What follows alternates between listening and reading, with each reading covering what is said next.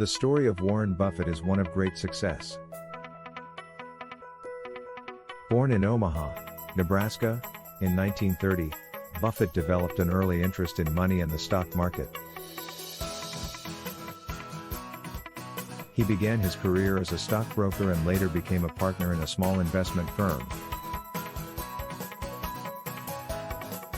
From there he went on to start his own investment company, Berkshire Hathaway, and quickly became one of the most successful investors in the world.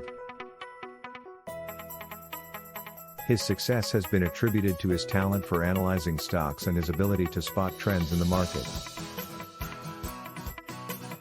He is often referred to as the Oracle of Omaha, and his views and words of wisdom are highly sought after. Buffett's approach to investing is often referred to as value investing, which focuses on identifying undervalued stocks and buying them at a discount.